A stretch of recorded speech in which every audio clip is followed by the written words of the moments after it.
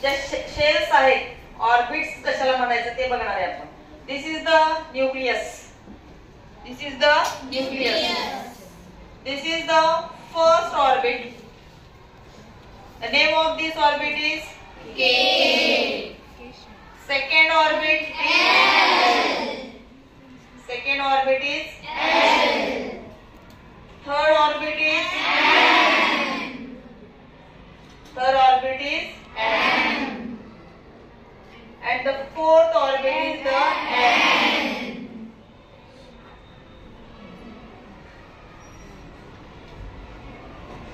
K, L, M, N.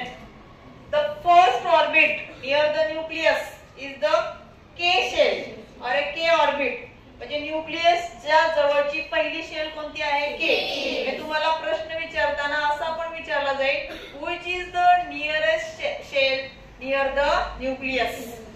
कोणती आहे? K shell. तर या ठिकाणी K shell आहे. K shell is the nearest shell. मग सर्वात लास्ट शेल कोणती आहे? N is the last shell. Okay, आणि K is the first shell. Okay, and middle is the L and M shell. आता प्रत्येक शेल मध्ये किती इलेक्ट्रॉन्स असतात याचा एक फॉर्म्युला आहे, बरोबर आहे? तर आपण शेल्स कोणत्या बघितल्या? K शेल, नंतर आहे L शेल, M शेल आणि N शेल. वास्तविक पाहता K शेल किती नंबरला आहे? 1.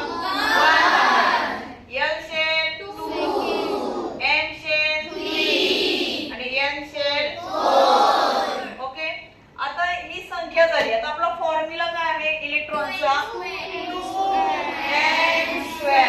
n म्हणजे नंबर ऑफ शेल, त्याचा नंबर किती आहे? तर आता आपल्याला जर K शेल ची संख्या काढायची असेल 2n² हा फॉर्म्युला आहे. तर हा 2 किती नंबर आहे याचा? 1. 2 * 1 किती झाले? 2. म्हणजे K शेल मध्ये ही आहे शेल आणि ही संख्या आहे इलेक्ट्रॉनची. इलेक्ट्रॉन्स K शेल मध्ये किती इलेक्ट्रॉन्स आहेत? 2. देन द सेकंड शेल 2 नंबरची 2 * 4 चा स्क्वेअर. 2 चा स्क्वेअर किती आला? 2 * 4 इज इक्वल टू 8. म्हणजे L शेल मध्ये किती इलेक्ट्रॉन्स आहेत? 8. ओके, तुम्हाला याच्यावर पण प्रश्न विचारला जाईल की how many electrons are present in L shell. Okay, then the third M शेलचा नंबर किती आहे? 3. 2 * 3 चा square. 2 * 9. 2 * 9 18. Then M shell, how many electrons are present? 18. हा याच्यावर पण आपल्याला NMMA च्या दृष्टीने प्रश्न विचारला जाईल की how many electrons are present in M shell. Then the third N shell चा नंबर किती आहे? 4. 1 2 3 and 4. 2 * 4 चा square. 2 * 16. 32. How many electrons are present in N shell? 32. Okay, आता विचारलेला आहे the maximum, शॉर्टकट मध्ये इथे maximum number of electron, maximum number of electron a shell can contain is obtained by the formula.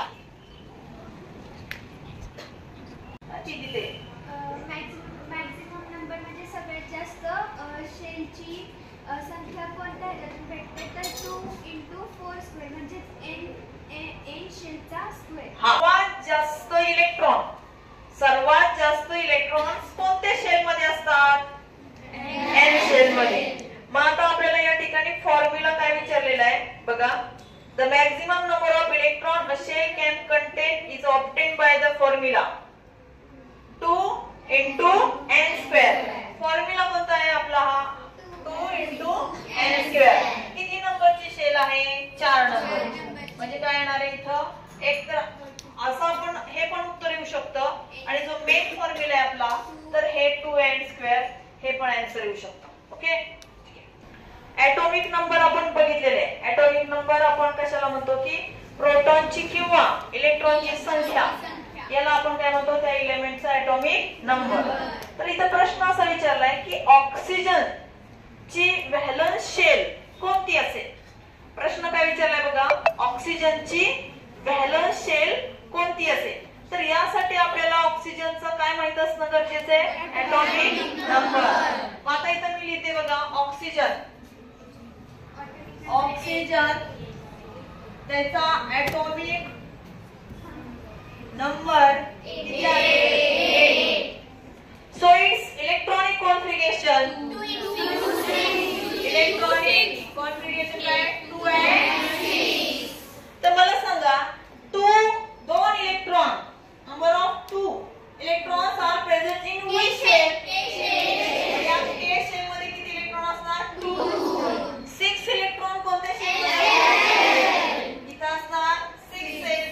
म्हणजे ज्या last orbit मध्ये जेवढे electrons present असतात त्याला त्याची काय म्हणायची, valence shell. Electrons are present in last shell of that orbit are called as the valence electron, and this shell is called as the valence shell. So या ठिकाणी oxygen कोणत्या शेल मध्ये, K आणि L. याच्यानंतर ते पुढे electrons आहेत का, नाही. So valence shell of oxygen is the L shell, valence shell. Okay, तर अशा प्रकारे प्रश्न आपल्याला एलिमेंटच्या दृष्टीने विचारले. सोडियमची व्हॅलन्स शेल कोणती असेल रे, जसे ऑक्सिजनची L आहे, सोडियमची व्हॅलन्स शेल M. आता सोडियमचा ऍटॉमिक नंबर किती आहे, 11. So its electronic configuration 1. This is the K shell, L shell, M shell. One is the valence electron of sodium. One is the valence electron of sodium.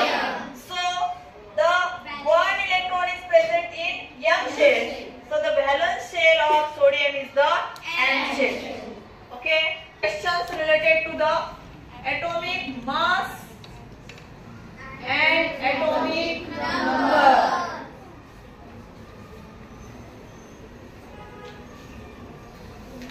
आता आपल्याला एक्झामला कशा प्रकारे याच्यावरती प्रश्न विचारतील ते आपण बघूया. पहिल्यांदा आपण डेफिनेशन बघूया. ऍटॉमिक मास म्हणजे कोण सांगेल, हा सांग. The sum of proton and neutron. सम म्हणूया, सम और total number of proton and neutron. किंवा आपण याला असं म्हणू शकतो P plus N. And it is denoted by which letter? A. Atomic आपण ते नंतर लिहूया. Atomic number of proton or electrons is called as the atomic number. या ठिकाणी कोणत्या लेटरने दाखवलं जातं तर हे A. तर याच्यावर सुद्धा प्रश्न विचारला जाईल. आता प्रश्न कसा, letter is denoted by atomic mass. तर आपल्याला त्यासाठी लेटर माहित पाहिजे की ऍटॉमिक मास हे आपण कोणत्या लेटरने दाखवणार आहे, तर A लेटरने दाखवणार आहे. आणि ऍटॉमिक नंबर कोणत्या लेटरने दाखवणार आहे.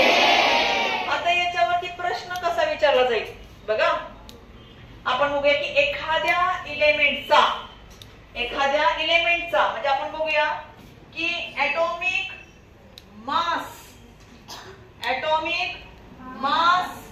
of sodium is 22. Then what is the atomic number of sodium? 11. Atomic number किती असणार आहे त्याचा, 11. कारण की आपण एक कन्सेप्ट स्टडी केली आहे की जेवढे प्रोटॉन्स असतात तेवढेच इलेक्ट्रॉन असतात, तेवढेच काय असतात, न्यूट्रॉन असतात. संख्या तेवढीच असते. आयसोटोप्स मध्ये वेगळं असतं थोडंफार इन रेअर केसेस. तर आपल्याला या ठिकाणी सोडियमचा जर ऍटॉमिक मास या ठिकाणी ठिकाणी किती असेल 22. तर ॲटॉमिक मास म्हणजे काय P plus N. Both are equal. P and N equal. So here P is equal to 11, N is equal to 11. आणि ॲटॉमिक नंबरची डेफिनेशन काय आहे की तर प्रोटॉनची संख्या किंवा इलेक्ट्रॉनची संख्या. इथं आपल्याला कशाची माहिती आहे संख्या प्रोटॉनची संख्या. सो या ठिकाणी ॲटॉमिक नंबर काय असणार आहे त्याचा 11 असणार. ठीक आहे. आता याच्यामध्ये अजून एक वेगळा प्रश्न आपण विचारू शकतो की हा आपण ॲटॉमिक नंबर सांगितला बरोबर आहे. तर आता इथं प्रश्न विचारला होता की ॲटॉमिक नंबर किती आहे. तर याच्यावर असा वेगळा प्रश्न विचारला जाऊ शकेल की atomic mass of sodium is 22. Then how many electrons are present in sodium. How many electrons are present in sodium 11. Because या ठिकाणी इथं आपण पाहिलेलं आहे की प्रोटॉन आहेत तेवढेच काय आहेत इलेक्ट्रॉन आणि तेवढेच काय आहेत न्यूट्रॉन. जर या ठिकाणी प्रोटॉन 11 असतील न्यूट्रॉन 11 असतील तर सोडियम पण किती असणार आहे सॉरी इलेक्ट्रॉन्स पण किती असणार आहे 11. कारण की डेफिनेशनच अशी आहे की ॲटॉमिक नंबरची की the number of protons or a number of electrons are called as the atomic number. Okay. जसं मगाशी आपण एक उदाहरण बघितलं शेलचं की आता इथं आपण बघतोय सोडियम ॲटॉमिक नंबर काय 11. So its electronic configuration 281. आता आपण याचं डायग्रामॅटिकली जर रिप्रेझेंटेशन करायचं असेल तर बघा या ठिकाणी सोडियम मध्ये न्यूक्लियस आहे. This is the first shell, this is the second shell, this is the third shell. या ठिकाणी किती शेल प्रेझेंट आहे 3. असा पण प्रश्न विचारू शकतात if the atomic number of sodium is 11, then how many shells are present in the sodium? 3 shells are present in sodium. म्हणजे असे वेगवेगळ्या प्रकारचे प्रश्न आपल्याला त्या ठिकाणी विचारू शकतात. आता बघा आपण थोडंसं हे बघूया की फर्स्ट शेल मध्ये किती इलेक्ट्रॉन्स आहेत 2 इलेक्ट्रॉन्स. के शेल मध्ये एल शेल मध्ये किती आहेत 1 2 3 4 5 6 7 and 8 and the last shell मध्ये किती आहे 1 इलेक्ट्रॉन. ओके. म्हणजे 1 काय झाला बॅलन्स इलेक्ट्रॉन. बॅलन्स इलेक्ट्रॉनची शेल कोणती झाली के एल आणि एम शेल. ओके. म्हणजे एक हा जो सोडियम जर विचार केला तर ॲटॉमिक मासच्या बाबतीत पण याच्यावर प्रश्न विचारला जाईल. अशा वेगवेगळ्या प्रकारचे एलिमेंट्स वरती विचारले जातील. आता इथं आपण मगाशी ॲटॉमिक मास बघितला किंवा असा उलटा प्रश्न दिला जाईल की सोडियमचा ॲटॉमिक नंबर 11 आहे तर त्याचा ॲटॉमिक मास किती. कळलं. यासाठी तुम्हाला ॲटॉमिक मासची डेफिनेशन ॲटॉमिक नंबर म्हणजे काय माहित पाहिजे. त्याचप्रमाणे या ठिकाणी व्हॅलन्स इलेक्ट्रॉन कोणता आहे हा पण प्रश्न विचारला जाईल. How many valence electron. How many विचारले किती आहेत. इथं किती आहे 1 आहे. कळलं का. त्याचप्रमाणे कोणती व्हॅलन्स शेल आहे हे पण आपल्याला कळलं पाहिजे. तर एन शेल म्हणजे याच्यावर वेगळ्या प्रकारचे असे कितीतरी प्रश्न विचारले जातात. आता अजून एक प्रश्न याच्यावर विचारला जातो की all the mass of that atom is concentrated in which place. In the nucleus. All the mass is concentrated of that atom in the nucleus. कारण का तर की न्यूक्लियस मध्ये प्रोटॉन आणि न्यूट्रॉन प्रेझेंट असतात. Proton and neutron are present in the centre of the nucleus. Proton and neutron are present in the centre of the nucleus. This is the nucleus. हा काय आहे न्यूक्लियस आहे. आणि proton आणि neutron कुठे present आहे nucleus मध्ये. आणि प्रोटॉन आणि न्यूट्रॉन ची एकत्रित बेरीज असेल तर त्याला काय म्हणतो आपण ॲटॉमिक मास. आणि इलेक्ट्रॉन कुठे प्रेझेंट असतात तर they are revolving around the nucleus in the form of A orbits in the definite number. त्याचे जे नंबर ठरलेले आहेत त्या नंबर मध्ये इथं इलेक्ट्रॉन्स काय असतात रिव्हॉल्व होत असतात. इलेक्ट्रॉन्स वरती निगेटिव्ह चार्ज असतो, प्रोटॉन वरती पॉझिटिव्ह चार्ज असतो आणि न्यूट्रॉन हा न्यूट्रल असतो. No positive and no negative charge on that कशामध्ये न्यूट्रॉन मध्ये.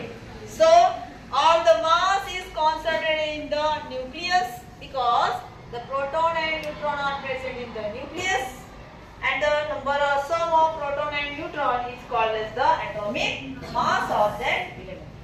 Okay, ठीक है.